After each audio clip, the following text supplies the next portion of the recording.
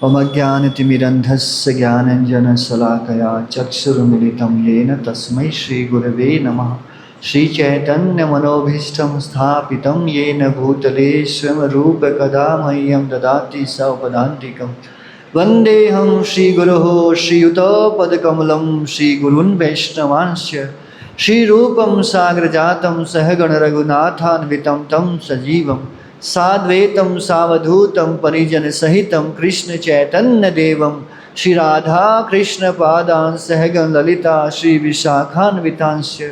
नमो विष्णुपादाय कृष्णपृष्ठाय भूतले श्रीमते भक्तिवेदान्तस्वामिनिति नामिने।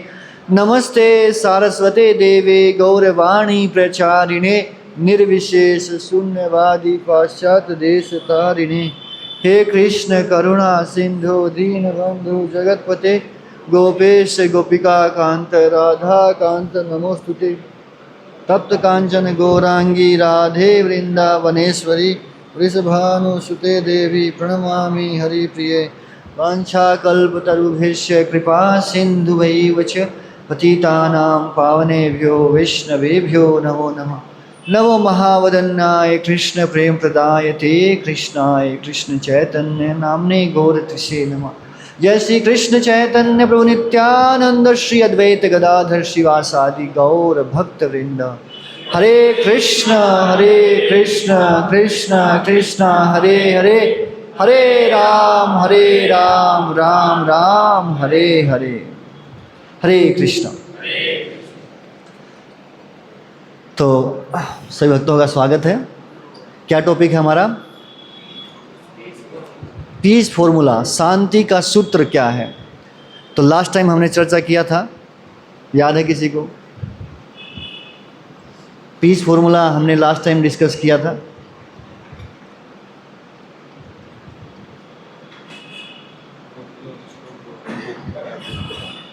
और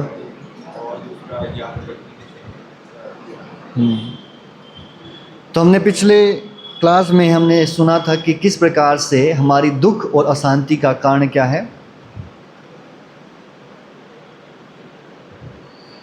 हमारे दुखों का, हमारी अशांति का कारण क्या है?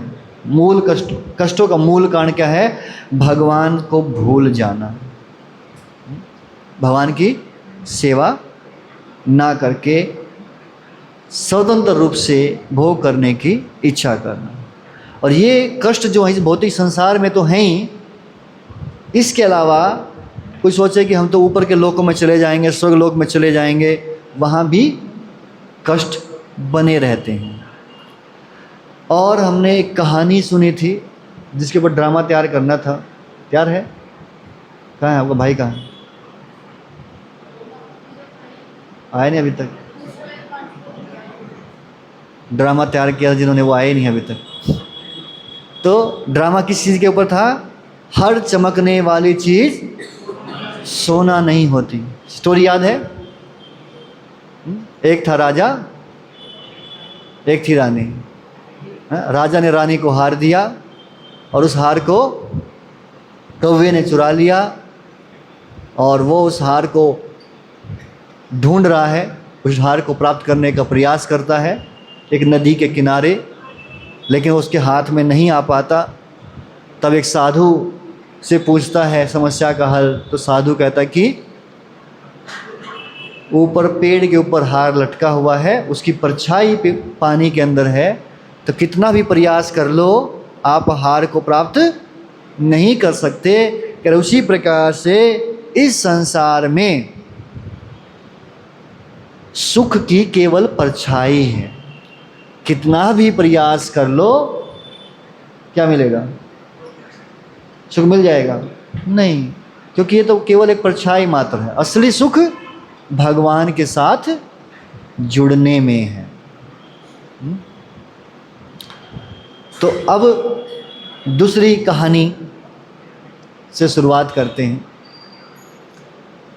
तो ये कहानी है, एक बहुत ही धनी व्यक्ति, बहुत बड़ा ज़मींदार था। गांव में उसके मतलब सैकड़ों एकड़ ज़मीन थी उसके पास। और अच्छा खासा उसका बिजनेस भी था, खेती बाड़ी भी होती थी, मतलब धन की कोई कमी नहीं थी। और उसके 2 बेटे थे, उनमें से एक बेटा जो है वो बड़ा आज्ञाकारी था, वो उनकी हेल्प भी करता था, बिजनेस में है या खेती बाड़ी में है या कोई भी काम करना हो तो वो हेल्प करता था। और जो दूसरा बेटा था वो थोड़ा इंडिपेंडेंट मेंटेलिटी का था ना। इंडिपेंडेंट मतलब वो कुछ हेल्प नहीं करता, बोला मैं को अलग रहना है। तो उसने अपने पिता को बोला, देखो ऐसा है, मैं आप लोग के साथ नहीं रह सकता, मेरा लाइफस्टाइल अलग है, आप लोग का अलग है, तो क्या करो, बंटवारा करो।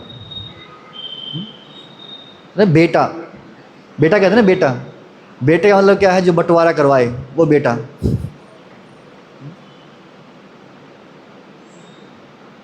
तो कह रहे मेरा हिस्सा दे दीजिए। तो पिता ने जब इस बात को सुना तो पिता ने कहा, देखो आप अलग रह करके खुश नहीं रह पाओगे, क्योंकि आपको नहीं पता कि धन का प्रयोग कैसे करना है। कोई व्यक्ति आपको लूट लेगा और आपका धोखा देगा, सारी संपत्ति आपकी छीन लेगा। इसलिए बेहतर है ठगे जाने से कि आप हमारे साथ में ही रहो और यहीं पर खुशी खुशी रहो, आपको किसी चीज़ को कोई कमी नहीं होगी। लेकिन ये जो बेटा था बड़ा ही जिद्दी किस्म का था, बोला कि बहुत सुन लिया मैंने, अब बहुत टाइम से देख रहा हूँ, जब भी मैं बात करता हूँ बंटवारे की तो ऐसे ही बहला फुसला के मुझे टाल देते हैं, लेकिन इस बार मैं सुनने वाला नहीं हूँ। देखो मेरे दोस्त शहर में जाके कितने खुश रहते हैं, तो मेरे को भी शहर में जाना है, तो आप मेरा पैसा दे दीजिए, ये जो अपने ज्ञान की बातें हैं ना ये अपने पास रखिए। कई बार बच्चे इसी तरह से करते हैं, जब जिद करते हैं तो माता पिताओं को जब समझाते हैं तो उन्हें क्या लगता है, ये फालतू के भाषण दे रहे हैं। अब क्या हमको समझ में नहीं आता, बड़े हो गए अब हम, है ना, हमको सब पता है क्या होता है। तो यही मानसिकता जो है इस बच्चे के अंदर में भी आ गई थी कि ये फालतू के भाषण नहीं दीजिए, सीधा सीधा है मेरा हिस्सा दे दीजिए, बस मैं चला। जब बहुत समझाने के बाद भी वो नहीं मान रहा था तो पिता ने कहा, ठीक है, अगर तुमको अकेले ही रहना है तो भला मैं क्या कर सकता हूँ भैया, कोई ज़बरदस्ती थोड़ी रोक सकता हूँ। तो पिता ने धन में से उसका हिस्सा उसको दे दिया और वो धन लेकर के वहाँ से चला गया। ने ध्यान से सुनना है क्योंकि इसके बाद प्रश्न पूछा जाएगा, ठीक है। अब ये गया शहर में,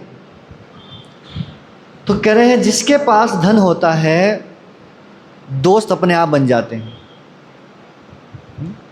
जिस प्रकार से शहद जो होता है ना तो उसके आसपास में मक्खियाँ अपने आप आ जाती, भिनभिनाने तीन लगती हैं, उसी प्रकार से ये धन उस शहद का काम करता है।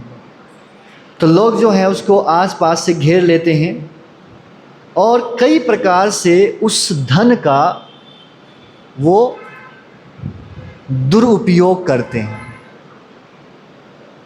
तो इसके भी दोस्त बन गए। तो दोस्त में क्या बोलते थे, चलो आज पार्टी करते हैं। तो नया नया शहर में आया तो बोला पार्टी क्या होती है, बोला पार्टी मतलब डीजे बजा के मैनू नच लेने दे और पता नहीं क्या क्या गाने बजा बजा करके और नाचना और फिर जम के पीना, खाना पीना और फिर सो जाना। ठीक है भाई, पहली बार पार्टी सुनी, हम भी आए पार्टी में, तो पार्टी करने लगे। फिर कई लोग थे चापलूसी करने वाले भी आ ही जाते, भैया धन है तो यार तू तो बहुत बढ़िया आदमी है, है ना, बड़ा हैंडसम है ना, तो चल तुमको हम लेके चलते हैं, पब लेके चलते हैं, वहाँ और भी मज़ा आएगा, चलो जुआ खेलते हैं, सट्टा लगाते हैं, पैसा और बढ़ जाएगा, ज़्यादा डबल हो जाएगा, और थोड़ा ना छल्ला बना के दिखाते हैं आपको, है ना, देख कितना बढ़िया लगता है। अगर ज़िंदगी में एक बार भी अगर आपने ये नहीं किया तो क्या फ़ायदा ज़िंदगी जीने का, है ना? इस प्रकार से उसके दोस्त बने और दोस्तों ने उसके सारे धन को इस तरह नष्ट करवा दिया, जुए में हार गया। मतलब यहाँ तक कि उसके पास नौबत ऐसी आ गई कि रहने के लिए अब उसके पास एक घर भी नहीं बचा, रोड पर घूम रहा था। और साधारण सी बात है, जब व्यक्ति असहाय हो जाता है तो ये मित्र जो हैं जितने ऐसे देखे जाते हैं तो वो गायब हो जाते हैं, है ना? ऐसे दोस्त कह दो प्रकार के लोग हमारी लाइफ में आते हैं। एक वो जो हमसे प्रेम करते हैं, दूसरे वो जो हमारी जेब से प्रेम करते हैं। मतलब पैसा, भाई कितना पैसा इसके पास में, इस वजह से दोस्त बनते हैं, या व्यक्ति के कैरेक्टर को देख करके, उसकी क्वालिटीज़ को देख करके उसके दोस्त बनते हैं। तो यहाँ दोस्ती किस आधार पर थी? पैसे के आधार पर थी। और जहाँ दोस्ती पैसे के आधार पर होगी ना, तो जैसे पैसा खत्म दोस्ती भी खत्म। तुम कौन और हम कौन भैया, हम नहीं जानते आपको कौन हो। तो इस प्रकार से अब ये बेचारा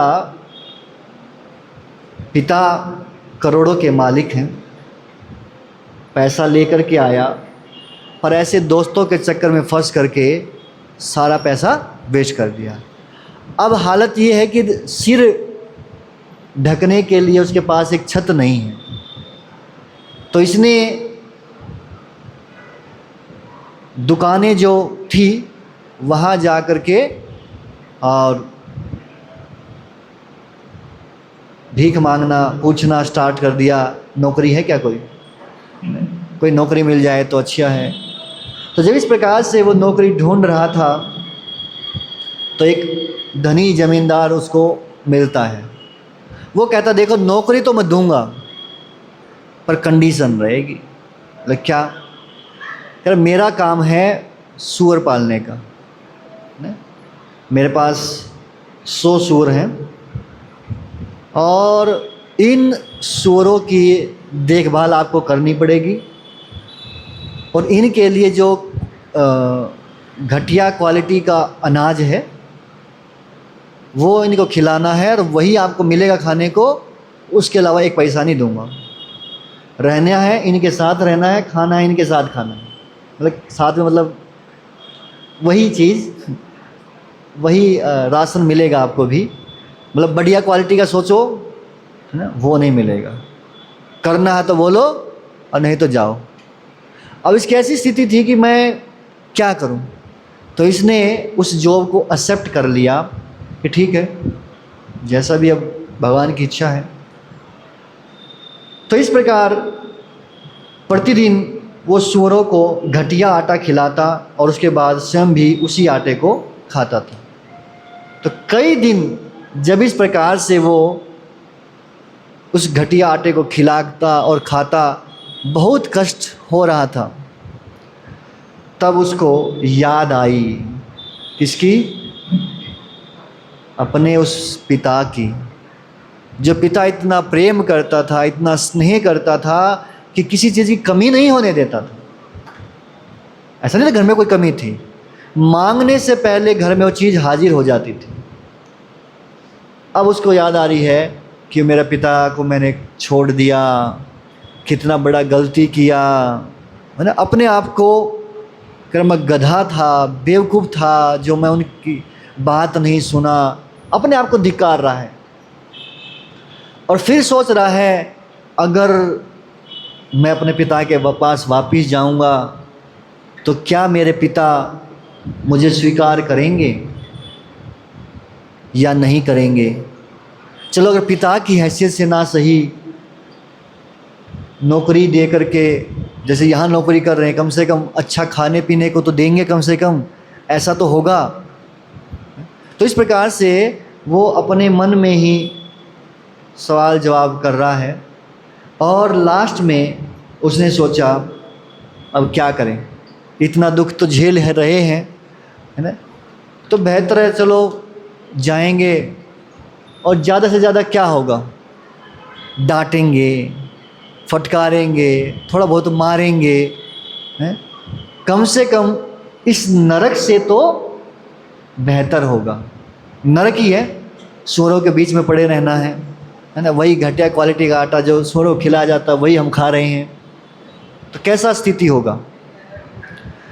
अब सोचा चलो जो होगा देखा जाएगा, मैं चलता हूँ। और ये लड़का अपने गांव को चलता है वापस शहर छोड़ करके ना। और जब शहर से ये गांव पहुंचा तो गांव के लोगों ने देखा, अरे ये तो वो जमींदार का लड़का है जो यहाँ से छोड़ के चला गया था। तो उन लोगों ने तुरंत जा कर के उस जमींदार को बताया कि आपका जो दूसरा बेटा शहर गया था वो वापस आ गया, हमने देखा उसको गांव में आते हुए, वो इधर ही आ रहा है। जैसे ही जमींदार ने ये बात सुनी वो इतना खुश हुआ, वो अपना है ना बैलगाड़ी तैयार करके और तुरंत उस पर बैठ करके और वो जाता है गांव के बाहर जहां उस लड़के को उन गांव वालों ने देखा था। और जैसे ही देखा कि वो बेटा है, तुरंत बैलगाड़ी से उतर करके और रोते हुए जा करके अपने बेटे को बड़े प्रेम से गले से लगा लिया।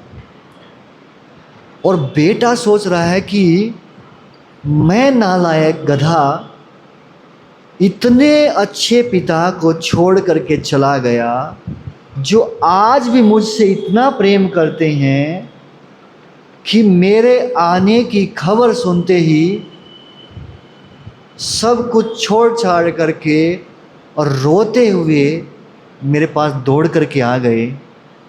मुझसे ज़्यादा बदनसीब या बेवकूफ़ व्यक्ति दुनिया में कोई नहीं है।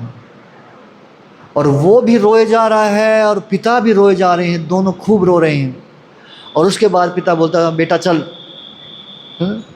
तू देख कितना दुबला पतला हो गया है, तू क्यों छोड़ के चला गया था, चल घर में सब तुझे इतना याद कर रहे हैं ना, आ बैठ फटाफट, तू यहाँ बैठ, तेरे को मैं राजा की तरह रखूँगा। और जो उसको बैलगाड़ी में बिठा करके और वापस जो है अपने घर पर ले आते हैं। और ये जो ज़मींदार है ये भी अनाउंसमेंट करवाता कि देखो मेरा बेटा वापस आ गया है, तो आज से ये मेरे घर का राजा होगा, घर में बड़े है ना लाड़ प्यार से रहेगा, जो इसकी इच्छा है वो सारी मैं पूरी करूँगा। ये सुन करके बेटा और ज़्यादा रोता है कि देखो मेरे पिता कैसे हैं, कितना प्रेम करते हैं, कितने दयालु हैं, और मैं कैसा निकला। और इस प्रकार जो है ये बच्चा वापस आता है और पिता उसको फिर वही स्नेह, वही प्रेम जो पहले देते थे वही देते हैं। और ये बच्चा फिर बड़ी खुशी खुशी अपने पिता के साथ अपना पूरा जीवन बिताता है। अब इस कहानी से हमें क्या सीखने को मिला, और यहाँ पिता कौन है, पुत्र कौन है? यस,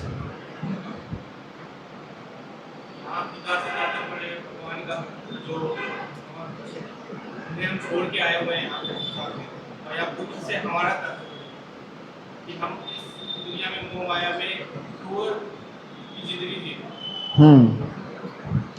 तो यही वास्तव में हमारे कष्टों का कारण है कि हम उन भगवान को जो इतने बड़े धनवान व्यक्ति हैं, लक्ष्मी जी जिनकी सेवा करती हैं, हम उनको छोड़ करके आए, बोले हमें अपना हिस्सा दे दो, हमको भी राजा की तरह रहना है शहर में जा कर के, लुधियाना में।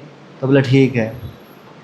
पिता ने समझाया लेकिन नहीं माने, तो ज़बरदस्ती नहीं करते, फ्रीडम दिया हुआ है। और यहाँ आए और यहाँ आकर के फिर कष्ट झेला। तो जब व्यक्ति को कष्ट आता है तब भगवान याद आते हैं। कहते ना, दुख में सिमरन सब करे, सुख में करे ना कोई। सुख में सिमरन जो करे तो दुख काहे को होए। तो जब दुख आता है तभी भगवान की याद आती है। इस बच्चे की तरह पहले तो खूब मज़े में, जब तक सुख था दोस्तों के साथ खूब आवारागर्दी किया, है ना। पर जब ज़िंदगी में दुख आया तब याद आता है कि इससे बेहतर तो मैं वहीं चला जाता अपने पिता के पास। और देखिए, पिता इतने दयालु हैं कि यदि व्यक्ति भूला भटका वापस आ भी जाए, कहते ना, सुबह का भूला अगर शाम को घर आ जाए तो उसको भूला नहीं कहते हैं। मतलब अगर कोई व्यक्ति भटक जाता अपने रास्ते से और फिर उसको सही रास्ते पे आ जाए कुछ समय के बाद, तो उसको स्वीकार कर लेते हैं। तो भगवान इसी प्रकार से हैं कि हम भगवान की आज्ञा का पालन कर रहे हैं या नहीं कर रहे हैं, फिर भी भगवान हमसे प्रेम करते हैं और वो वेट करते हैं कब हम उनके पास जाएंगे। देखो, भगवान तो दोनों भुजाएं फैला करके, जगन्नाथ जी के दोनों हाथ कैसे हैं, ऐसे। और ऐसे कब करते हैं, जब हम किसी को बोलते आ जाओ ना, झप्पी पालो, गले लगने के लिए जब बुलाते हैं, तो जगन्नाथ जी तो वेट कर रहे हैं कोई आए तो सही, और हम आते नहीं हैं। फिर कभी कभी आ जाते हैं तो भगवान बड़े खुश हो जाते हैं कि बेटा वापस आ गया हमारा, भूला भटका सही रास्ते पर आ गया है।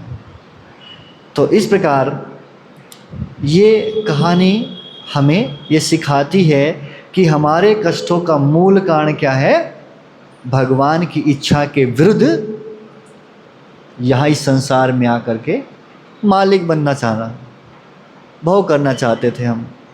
ये हमारे दुखों का कारण है। और पाप किसी को कहते हैं, पाप है भगवान की आज्ञा को ना मानना, और यही पाप कर्म हमारे दुखों का कारण बनते हैं। जैसे गवर्नमेंट ने कुछ नियम बनाए, कुछ रूल्स बनाए हैं, तो यदि आप गवर्नमेंट के रूल्स को नहीं मानते हैं तो क्या होता है,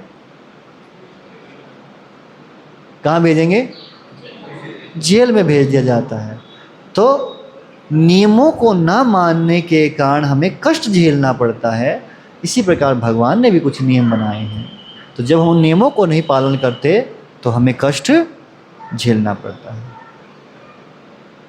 तो इसका अर्थ तो ये हुआ कि संसार में तो दुख है, दुखालयम है, तो क्या सुख और शांति की इच्छा रखना ये गलत है?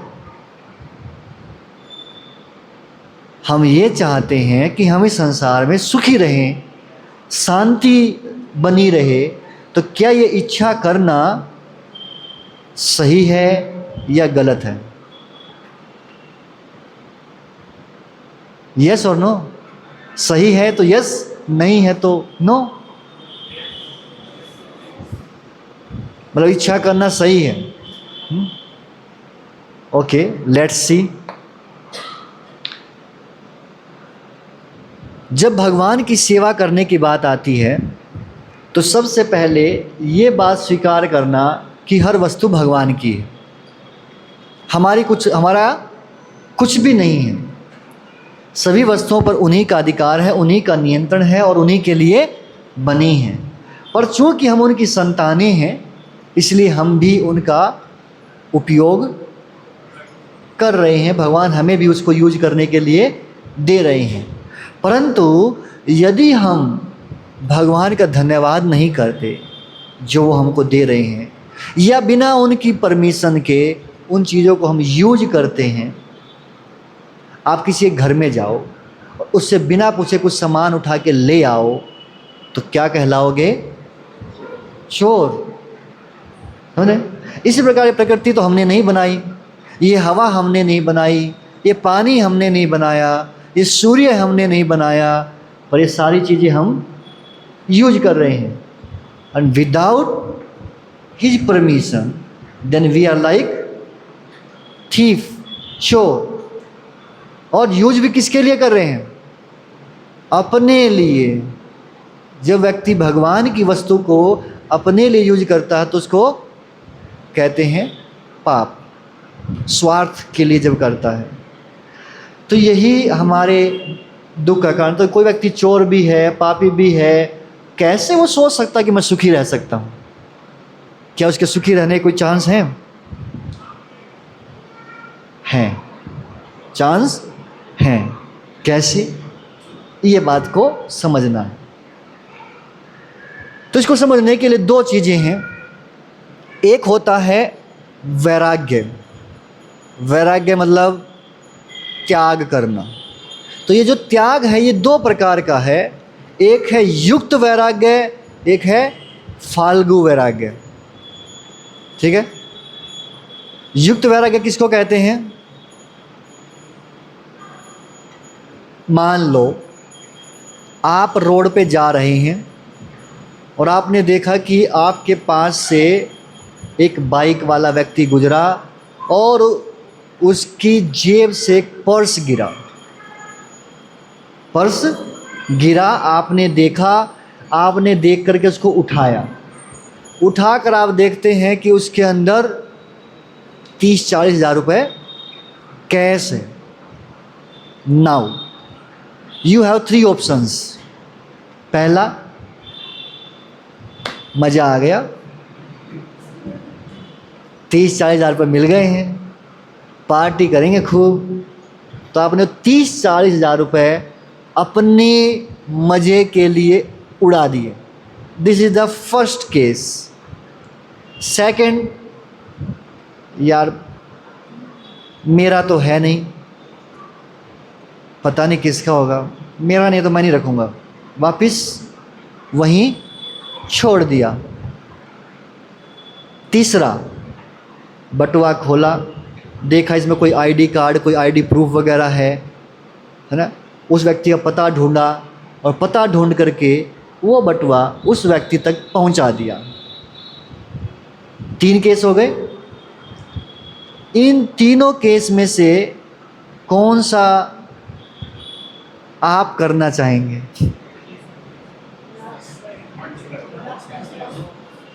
फर्स्ट वाला कौन करना चाहता है? यस, दिस इज होनेस्टी, है ना? यस। सेकंड वाले बहुत कम हैं, है ना? सेकंड वाले बहुत कम होंगे। या फिर क्योंकि अब सबके सामने है तो थर्ड बोलेंगे, थर्ड ही बोलेंगे, सबके सामने है तो थर्ड बोलेंगे हम, है ना? अब इसी चीज़ को समझें। तो जो पहला कि भैया जो मिला हमने यूज कर लिया, इसको बोलते हैं भोगी। क्या बोलेंगे? भोगी। भैया अपने भोग के लिए वस्तु का यूज कर लिया। दूसरा है, उसको कहते हैं त्यागी।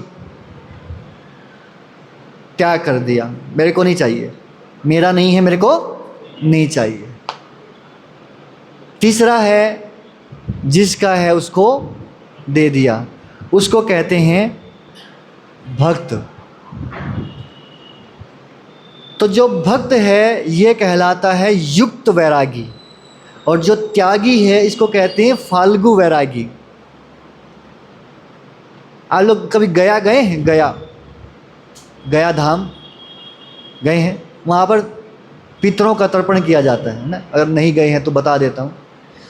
तो जैसे लोग जाते हैं ना अलग अलग जगह पे, हरिद्वार में जाते हैं कई लोग, इसी प्रकार से गया जो है वहाँ पर पितरों का तर्पण किया जाता है। भगवान श्री रामचंद्र भी वहाँ गए थे।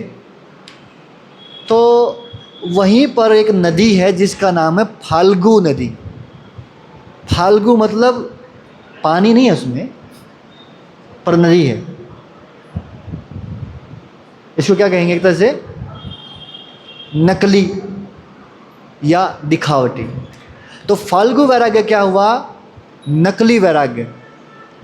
अगर मैं ये कहूँ, मान लो मैं आपके घर गया और मैं कहूँ ये टीवी मैंने त्याग कर दिया, ये फ्रिज का मैंने त्याग कर दिया, ये बेड का मैंने त्याग कर दिया।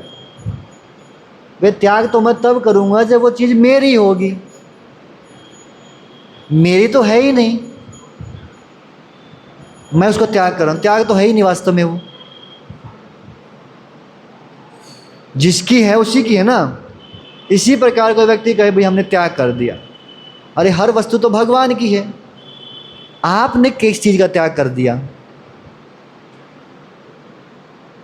एक व्यक्ति जो है बहुत पैसे वाला, बहुत धनवान था, जमींदार, उसके मन में वैराग्य आ गया। बोले मैं सब कुछ छोड़ छाड़ के कहाँ जाऊंगा, हरिद्वार, छोड़ो घर बार चलो हरिद्वार। मन में विचार आ गया।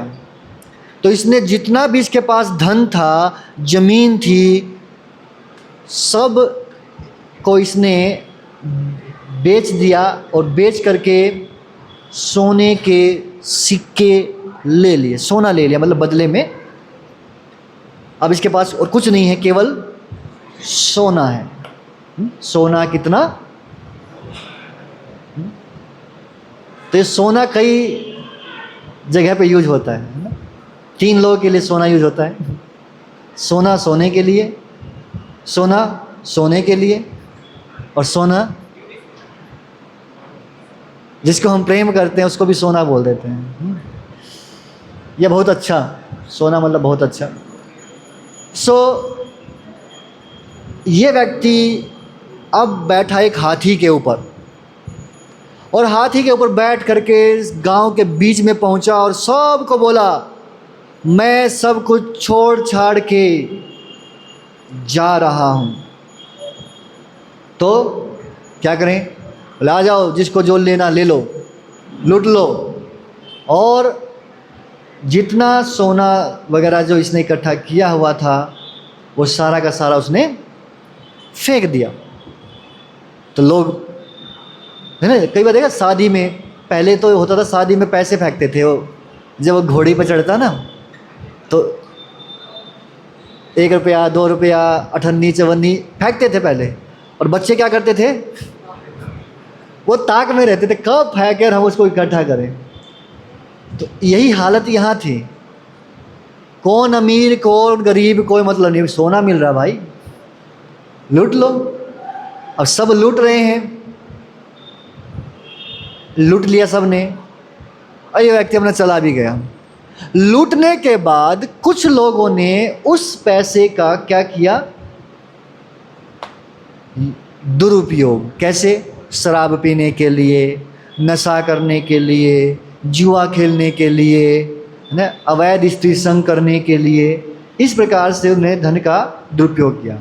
तो कहते हैं कि ये जो वैराग्य है ये मूर्खतापूर्ण वैराग्य है। कि अगर आपको वैराग्य लेना भी है तो जो भी चीज़ है उसको सही इस्तेमाल होना चाहिए। उस धन का कहाँ देना चाहिए ये उसको पता होना चाहिए। तो ऐसे व्यक्ति को त्यागी कहते हैं। और ये फाल्गु त्यागी है, फाल्गु वैरागी। असली क्या है, जिसको पता है कि इसका यूज कैसे करना है ना। जैसे इसको पैसा मिला तो उसको पता है इसका बेस्ट यूज क्या है, कि भाई जिस व्यक्ति का है उसको लौटा दो, है ना। सब बोलते हैं ना घर में, तेरा तुझे को अर्पण क्या लागे मेरा, इसको बोलते हैं युक्त वैराग्य, है ना। मतलब भाई जिसका है, ये भगवान ये आपका है, सब आपने दिया है, आपको ही अर्पण कर दिया, उसको क्या कहेंगे? युक्त वैराग्य। ऐसा व्यक्ति कहलाता है भक्त। अब इसमें फायदा किसको है, मजा किसको आएगा? जो त्याग करता है उसको, या जिसको अर्पण कर दिया उसको? तो जैसे उदाहरण लेते हैं, एक व्यक्ति शादी करता है, ठीक है, शादी करने के बाद नौकरी भी करता है, नौकरी करके पूरा दिन धन कमा करके लेकर के आता है, पत्नी घर पर रहती है, घर की साफ सफाई करती है, खाना बनाती है, चीज़ों को सही से मतलब सही जगह पर रखना, कपड़े धोना, मतलब घर के सारे काम करते हैं, ठीक है। अब ये व्यक्ति क्या किया, सारा धन पैसा कमा करके ले करके आता है, ये घर पे घर का काम करती है, तो दोनों में से कौन खुश रहेगा? दोनों। क्यों?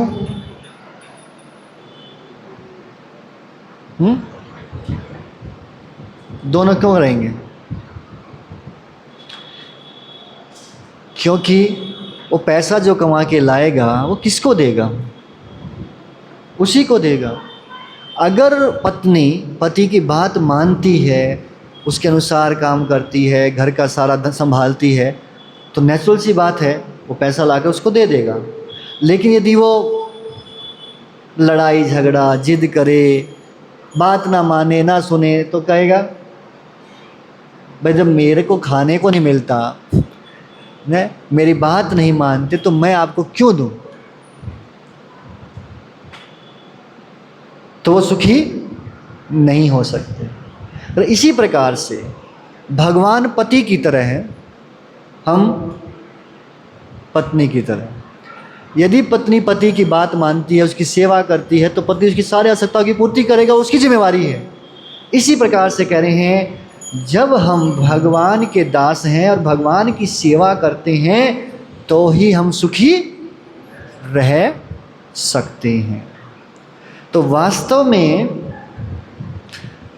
इस संसार में युक्त वैराग्य और फाल्गु वैराग्य, दोनों ही कंसेप्ट को समझने के बाद हम ये समझ सकते हैं कि यहाँ सुख और शांति की महत्वाकांक्षा रखना गलत नहीं है, परंतु कब? जब हम सब कुछ भगवान को अर्पण कर देंगे, तभी तो सुख शांति से रह पाएंगे ना। जैसे पत्नी और पति का जो उदाहरण है कि वो अपना सब कुछ अर्पण कर देती है, पूरा अच्छे से सेवा करती है मन लगा करके, तो उसकी सारी सत्य पूर्ति होगी। तो वैसे तो इस संसार में जो भी वस्तु है उसका उपयोग हम नहीं कर सकते, उसको भगवान की सेवा के लिए करना चाहिए। और यदि कोई भगवान की सेवा के लिए करता है और संसार में उसको कष्ट झेलना भी पड़े, तो फिर भी वो दुखी नहीं होता। कष्ट आएगा पर उसको प्रभाव नहीं पड़ेगा। जैसे अगर बारिश आती है और आपके पास छाता है, तो बारिश तो बंद नहीं हुई ना, पर आप नहीं भीगेंगे। उसी प्रकार से दुख आएंगे पर दुखों से प्रभावित नहीं होंगे, हम दुखी नहीं होंगे, हम सुखी रह सकते हैं। ठीक है। वन मोर स्टोरी आप लोगों ने बहुत सुनी होंगी, पंचरात्र की कहानियाँ, किताब आती थी पंचरात्र की कहानी। तो एक बार एक व्यक्ति की जो सेंसेस हैं, इंद्रियां, हाथ पैर नाक कान आँख मुंह जीभ, ये सब की सब जो हैं बैठी चर्चा की, यानी कि बस डिबेट हुआ। बोले कौन ज़्यादा इम्पोर्टेंट है ना, सबसे ज़्यादा इम्पोर्टेंट कौन सा है? तो आँख बोलती है मैं सबसे ज़्यादा इम्पोर्टेंट। बोले कैसे? बोला कि अगर मैं ना देखूं तो भोजन कैसे खाओगे भाई? मैं ही बताती हूँ ना भोजन कहाँ है। देखने के लिए मेरी आवश्यकता पड़ती है, इसलिए मैं सबसे ज़्यादा महत्वपूर्ण हूँ। नाक ने कहा है मूर्ख कहीं की, मैं ज़्यादा इम्पोर्टेंट हूँ। मैं पहले सूंघता हूँ, कैसी खुशबू, खराब तो नहीं हो गया है? तो देख ली, देखने से पता चलता है खराब होता है, सूंघने से पता चलेगा। तो मैं सूंघता हूँ, मैं ज़्यादा इम्पोर्टेंट हूँ। तो दांत बोले तुम लोग बेवकूफ़ हो, है? सूंघ लिया, देख लिया, उसको चबाएगा कौन? उसको टुकड़े टुकड़े, छोटा छोटा पीस वो कौन करता है? वो तो मैं ही करता हूँ। मैं नहीं चबाऊँगा तो पेट के अंदर जा कर के डाइजेस्ट ही नहीं होगा। मैं ज़्यादा इम्पोर्टेंट हूँ। जीभ बोली चबाते हो तुम तो, स्वाद आया नहीं आया किसका काम? मेरा। अगर मैं ना हो तो तुमको स्वाद ही नहीं आएगा, टेस्ट ही नहीं आएगा, कुछ भी खा लो। फिर कई बार ना, जब कोरोना आया था तो क्या हुआ था, जीभ का स्वाद चला गया। वो क्या खा रहा है कुछ पता ही नहीं है, खिचड़ी ही लग रही है उसको सब। उसको पनीर खिलाओ, चाहे आलू की सब्ज़ी खिलाओ, चाहे कद्दू की सब्ज़ी खिलाओ, उसको सब एक ही टेस्ट लग रहा है। तो बोले मेरे बिना और तुमको खाने में मज़ा नहीं आएगा। अच्छा, फिर पैर बोलते हैं तुम लोग फालतू में लड़ाई कर रहे हो, अगर मैं ना हो तो वहाँ तक जाएंगे कैसे? खाना खाने के लिए मेरी ज़रूरत ज़्यादा है। हाथ बोला चला भी जाएगा तो उठाने के लिए तो मेरी ही ज़रूरत पड़ेगी, है? हाथ से ही तो उठा करके पेट मुंह में डालेंगे, मैं ज़्यादा इम्पोर्टेंट। तो सब लगे डिबेट करने, मैं बड़ा, मैं बड़ा, मैं बड़ा। लास्ट में कंक्लूजन निकला, बोले हम सब ज़रूरी हैं, हम सब इम्पोर्टेंट हैं, हमारा अपना अपना रोल है। लेकिन एक व्यक्ति फ्री फंड में बैठ के खाता है, वो कोई मेहनत नहीं करता, है ना? क्या? आँख ने मेहनत किया देखने का, नाक ने मेहनत किया सूंघने का, हाथ ने मेहनत किया उठाने का, पैर ने मेहनत किया जाने का, नाक ने मेहनत किया सूंघने का, दांत ने चबाने का, जीभ ने स्वाद का। बोले पेट क्या करता है? ये तो आराम से बैठा है, सारी मेहनत हम करें और ये अपना पेट भरे, कुछ भी नहीं करता ये तो। बोले ऐसी बात है तो स्ट्राइक करते हैं हम, ना, असहयोग आंदोलन चलाएंगे। So we are on the strike now, हड़ताल। पेट कुछ बोला नहीं, बोले ठीक है जो करना कर लो, मेरे को क्या है, हड़ताल करना कर लो। अब हड़ताल किया 1 दिन 2 दिन तो क्या होगा? वीकनेस आनी स्टार्ट, कमजोरी आनी स्टार्ट, पैर लड़खड़ाने लगे। फिर दोबारा मीटिंग किया, बोले यार इसको नहीं दे रहे हैं, इसके चक्कर में हम सब कमज़ोर होते जा रहे हैं, कुछ कर नहीं पा रहे हैं, तो क्या करें? जैसा पहले करते थे इसको पेट को ही दे देते हैं, ताकि हमको भी वो एनर्जी मिलती रहे, हम भी ठीक ठाक रहें, ताकि हम अपना कार्य कर सकें। तो कह रहे हैं इसी प्रकार से कह रहे भगवान की तुलना पेट से की जाती है और हमारी इंद्रियों की तुलना जीवात्माओं से, है ना, हमसे की जाती है कि हम भगवान के अंश हैं। तो कभी कभी हम स्ट्राइक कर देते हैं, हम भगवान की सेवा नहीं करेंगे ना। क्यों करें हम? मतलब हम नौकर हैं क्या? बस वही मालिक बने रहेंगे, जो भी करना है उनके लिए करो, हम भी तो कुछ हैं। स्ट्राइक, तो अगर ऐसा स्ट्राइक करेंगे नुकसान किसको होगा? हमें ही होगा। तो कह रहे स्वाभाविक रूप से हम भगवान के सेवक हैं और मन व आत्मा से उनकी सेवा ही हमारे जीवन में सुख और शांति ला सकती है। तो यही है वास्तव में, सुख शांति आ सकती है, ऐसा नहीं आ सकती, लेकिन कंडीशन ये है कि हमको भगवान की सेवा करनी पड़ेगी, तभी ऐसा हो सकता है। ठीक है। अब है ये तो हमको समझ में आ गया कि भगवान की सेवा करेंगे तो हम इस दुखालयम संसार में भी सुखी रह सकते हैं, शांतिपूर्वक रह सकते हैं। परंतु जो हमको सिखाया जाता है स्कूल में, कॉलेज में, वो क्या है? चूहा दौड़, रैट रेस, है ना? भागो भागो, पढ़ो पढ़ो बस, पढ़ो पढ़ो, नौकरी करो बस, यही करना है।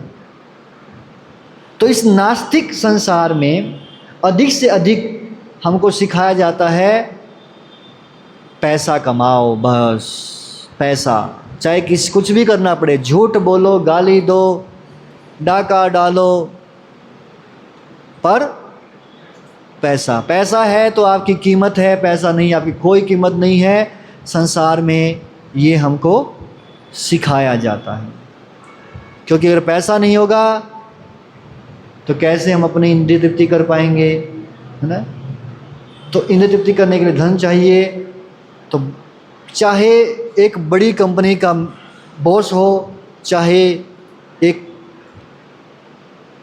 कूली हो रेलवे स्टेशन पे बोझा उठाने वाला, दोनों ही अपने अपने काम में लगे हैं, लेकिन दोनों का उद्देश्य केवल एक है, टू अर्न मनी, पैसा कमाना, चाहे सही तरीके से या फिर गलत तरीके से।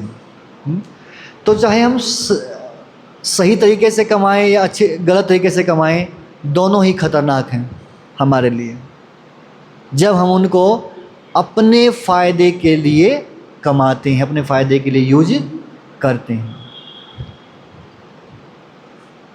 हमने डिस्कस किया था कि फाइनेंस मिनिस्टर कौन है?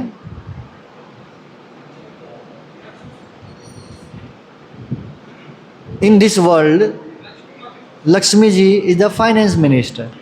तो लोग क्या करते हैं? लक्ष्मी जी की पूजा करते हैं, है ना? लक्ष्मी जी घर पे आएँ, सुख संपत्ति घर आवे, है ना? बट वो नारायण को नहीं बुलाते, नारायण की सेवा नहीं करना चाहते हैं, और नारायण की सेवा के बिना लक्ष्मी जी वहाँ आती नहीं है, और आती भी हैं तो उल्लू बना के चली जाती हैं। लक्ष्मी जी की सवारी क्या है, वाहन क्या है? उल्लू, वो उल्लू पे जाती हैं। तो जो सोचता है कि भगवान के बिना हम लक्ष्मी को अपने घर बुलाएंगे और अपने फ़ायदे के लिए यूज करेंगे, तो लक्ष्मी जी उसको उल्लू बनाती है। कैसे? खूब मेहनत करेगा, खूब पैसा कमाएगा, फिर ऐसा बीमार पड़ेगा, सारा पैसा डॉक्टरों को देगा, या उसके ऊपर कोई केस चलेगा, पैसा वकीलों को देगा, बचेगा कुछ नहीं उसके पास। मेहनत किया पूरा, बहुत पैसा कमाया, बचा क्या आखिरी में? खाली हाथ आए थे और खाली हाथ जाएंगे। इसी को कहते हैं उल्लू बनाना। पूरा ज़िंदगी मेहनत किया, लास्ट में हाथ में क्या है? कुछ नहीं जी, खाली है। जिस आजा से आए थे वैसे चले गए। तो इस प्रकार से हमको लक्ष्मी जी के द्वारा उल्लू बनाया जाता है। तो यदि हम नारायण की सेवा किए बिना भाग्य की देवी का सुख प्राप्त करना चाहते हैं तो ये संभव नहीं है, और यही इच्छा हमारे लिए दुख का कारण बनता है। भौतिक प्रकृति के नियमों के द्वारा हमको दंड दिया जाता है ना? वो हमको सुख शांति से नहीं रहने दिया जाएगा। जैसे उदाहरण देते हैं रावण का। एक तरफ रावण था, एक तरफ हनुमान जी थे। हनुमान जी क्या किए? उनके पास भी ताकत थी, उनके पास भी पावर थी, पर उस पावर का, उस ताकत का यूज किस लिए किया? भगवान की सेवा के लिए। हनुमान जी कम नहीं थे कि हनुमान जी जो है रावण को नहीं मार सकते, क्योंकि रावण ने बोला मनुष्य और बंदर नहीं मार सकते। मतलब रावण के हनुमान जी के द्वारा मारे जाने के भी चांसेस थे, क्योंकि वो ब्रह्मा जी का वरदान नहीं मिला था उसको कि वो उसने क्या सोचा था कि ये तो असुर हैं हम, और असुर तो मनुष्यों को वैसे ही कच्चा चबा खा जाते, बंदर और मनुष्य क्या कर लेंगे, इसलिए मांगा ही नहीं। तो रावण चाहता था लक्ष्मी का भोग करना, सीता जी का भोग करना चाहता था, भगवान की प्रॉपर्टी का, भगवान की संपत्ति का, भगवान की शक्ति का भोग करना चाहता था। दूसरी तरफ हनुमान जी थे जो कि भगवान की सेवा करना चाहते थे। दोनों के पास पावर है, दोनों के पास ताकत है, लेकिन एक व्यक्ति अपनी ताकत का प्रयोग अपने फायदे के लिए, अपने स्वार्थ के लिए, अपनी इंद्रियों को संतुष्ट करने के लिए कर रहा है, और दूसरा भगवान की इंद्रियों को संतुष्ट करने के लिए कर रहा है? तो इसको क्या कहते हैं? निज इंद्रिय प्रीति धरे काम नाम। जब अपनी इंद्रियों को खुश करना चाहते हैं उसको कहते हैं काम, लस्ट। और कृष्ण इंद्रिय प्रीति धरे प्रेम नाम। और जब कृष्ण की इंद्रियों को संतुष्ट करना चाहते हैं उसको क्या कहते हैं? प्रेम। This is the difference between love and lust. Lust मतलब मेरी इंद्रियों को संतुष्ट करना, एंड लव मतलब भगवान की इंद्रियों को संतुष्ट करने का प्रयास करना। तो आज भी छोटे छोटे रावण क्या कहते हैं? घर घर में रावण बसे, इतने राम मैं कहाँ से लाऊं, ऐसे बोलते हैं ना, भजन है ना कैसा? भला किसी का कर न सको तो, ये वाला जो भजन है इसी के अंदर में आता है ये ना? आज क्या है? घर घर में रावण बसा है। हर एक व्यक्ति के हृदय में छोटा सा रावण बसा हुआ है। क्या? कैसे मैं भोग करूं? जो मान लो अभी यहाँ पर अनाउंसमेंट हो कि भैया जो पहले आएगा उसको एक थैला भर के 2000 के नोट मिलेंगे, ठीक है? तो कोई ये कहेगा नहीं तुम पहले चले जाएगा, मैं बाद में आऊँगा, कहेगा कोई? नहीं कहेगा। सबसे पहले अहम पूर्वम, मैं पहले है ना? जब समुद्र मंथन हुआ ना तो अमृत निकला, और जब अमृत निकला तो सारे असुर क्या बोलते हैं? अहम पूर्वम, पहले मैं पीऊँगा। इसलिए कोई नहीं पी पाया। तभी भगवान आए किस रूप में? मोहिनी। और बोले क्यों लड़ रहे हो? तो देखा, अरे इतनी सुंदर लड़की आई है? बोले नहीं, हम तो ऐसे ही कर रहे थे। अच्छा, तो क्या है इसमें? नहीं, इसमें थोड़ा सा अमृत है। तुम एक काम करोगी क्या? थोड़ा थोड़ा हमको सबको पिला दो, अपने हाथों से पिला दो। ये भगवान तो, कृष्ण का अर्थ ये सर्व आकर्षक, जो सबको अपने टाइट कर ले, और ऊपर से अगर स्त्री का रूप धारण कर ले तो और ज़्यादा आकर्षक हो जाते हैं ने? तो राधा रानी क्या है? कृष्ण का नाम है मदन मोहन, और राधा रानी का नाम मदन मोहन मोहिनी। वो कृष्ण को भी अट्रैक्ट कर लेती हैं, पर वो है कौन? राधा कृष्ण में भेद नहीं है, देयर इज नो डिफरेंस। वो पुरुष रूप में है, वो स्त्री रूप में है। तो स्त्री और ज़्यादा सुंदर होती है, पुरुष को अट्रैक्ट कर लेती है। तो यही बात बता रहे हैं। तो भगवान है, तो असुर मेंटेलिटी क्या होती है? मैं पहले, दूसरे से कोई लेना देना नहीं है। इसी को कहते हैं लस्ट, काम, अपनी सेंसेस को सेटिस्फाई करने का प्रयास करना। और जब व्यक्ति भगवान की सेवा के लिए अपनी शक्ति का प्रयोग करता है तो उसको क्या कहते हैं? प्रेम कहते हैं। तो प्रकृति के नियम हमें जीवन यापन हेतु आवश्यकता से अधिक धन स्वीकार करने की आज्ञा नहीं देते। हमारे लिए कुछ न कुछ कोटा निर्धारित किया हुआ है, भाई अपना कोटा आप जितना मिला है उतना ले लीजिए। और उससे यदि कोई ज़्यादा की आकांक्षा करता है, दूसरे की संपत्ति को लूटता है, कब्जा करता है ना, हड़प लेता है, तो फिर उसको प्रकृति के द्वारा कष्ट दिया ही जाएगा। कह रहे जैसे समुंदर के अंदर में नमक प्रचुर मात्रा में है, खारा होता है ना समुद्र का पानी, बहुत प्रचुर मात्रा में है, कोई भी प्रकृति के इस भंडार से जितनी मात्रा में चाहे नमक ले सकता है, किंतु नमक उतना ही खाएगा जितना आवश्यकता है, आवश्यकता से अधिक नहीं खा सकता भाई। तो यदि हम अधिक नमक लेंगे तो क्या होगा, बोले नहीं नमक खूब लेके आएंगे और सब्जी में खूब नमक डालेंगे तो सब्जी में टेस्ट आएगा नहीं। सब्जी में नमक थोड़ा सा ही डालना होता है, पर ये नमक ज़रूरी भी है, इसके बिना टेस्ट भी नहीं आएगा।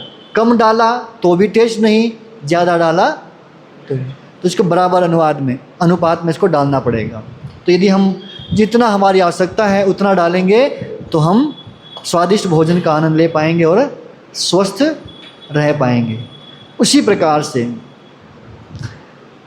जब हम दूसरे के धन को लूटने का प्रयास करते हैं, आवश्यकता से अधिक धन कमाने का प्रयास करते हैं, तो वो भी हमारे लिए दुख का कारण बनेगा और हमें छोड़ना पड़ेगा, चाहे वो डॉक्टर को, वकील को, या टैक्स के रूप में गवर्नमेंट आपसे ले लेगी, या फिर कोई सोसाइटी, या फिर कोई चोर, या आपके घर वाले ही आपका धन लूट करके उसको नष्ट कर देंगे।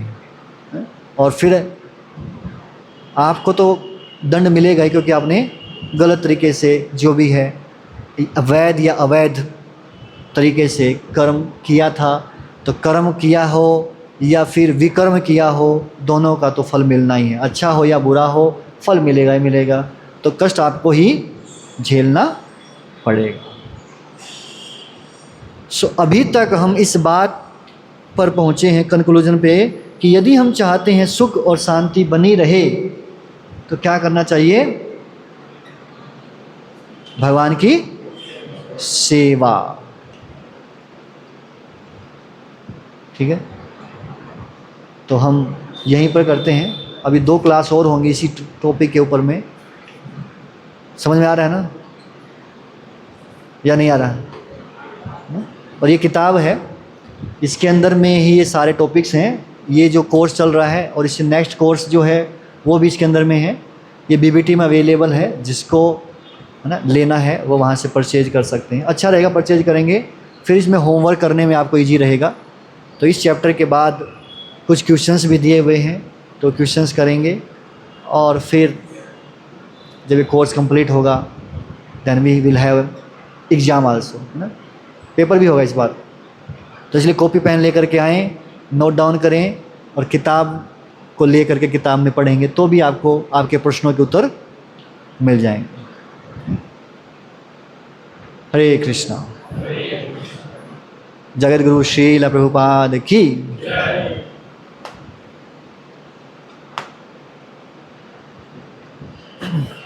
और अभी अनाउंसमेंट है,